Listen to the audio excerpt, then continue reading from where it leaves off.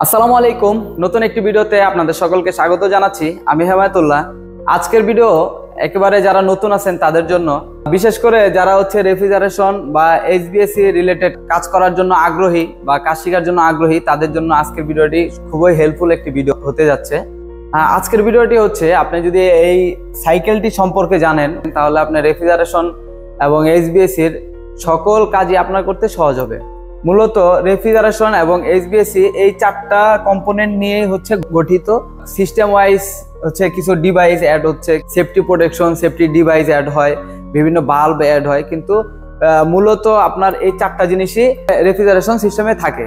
চারটা জিনিস কি কি একবার একটু নামগুলো আমি আপনার বলে দিই।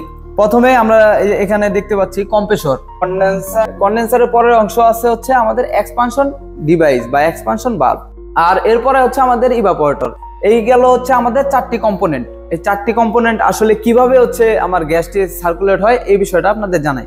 ইভাপোরেটর থেকে আগত নিম্ন চাপের বাষ্পীয় হিমায়ক, কারণ আমরা জানি ইভাপোরেটরে সবসময় নিম্ন চাপ থাকে। নিম্ন চাপের বাষ্পীয় হিমায়ক সাকশন লাইনের মাধ্যমে কম্প্রেসরে প্রেরণ হয়।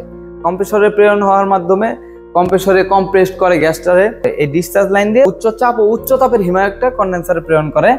উচ্চ চাপ ঠিক রেখে তাপ হারায়, এখানে উচ্চ তাপটা হারিয়ে চাপটা ঠিক রেখে এক্সপানশন বাল্বের মাধ্যমে এসে স্প্রে আকারে ইভাপোরেটরে প্রেরণ হয়। সেম একইভাবে আবার ইভাপোরেটর থেকে এসে সাকশন লাইন দিয়ে কম্প্রেসরে নিম্নচাপের বাষ্পীয় হিমায়কটি কম্প্রেসরে প্রেরণ হবে, এবং এভাবে সাইকেলটি সম্পূর্ণ হবে। এই ছিল আজকে আমাদের রেফ্রিজারেশন সাইকেল মূলত কিভাবে কাজ করে। আর রেফ্রিজারেশন সাইকেলের প্রধান হৃৎপিণ্ডই আমার এই চারটা অংশ: কম্প্রেসর, কন্ডেন্সার, এক্সপানশন বাল্ব এবং ইভাপোরেটর। তাহলে আজকে এই ভিডিও এখানে শেষ করছি। দেখা হচ্ছে নতুন কোনো ভিডিওতে নতুন কোনো টপিক নিয়ে। সেই পর্যন্ত ভালো থাকবেন, সুস্থ থাকবেন। আল্লাহ হাফেজ।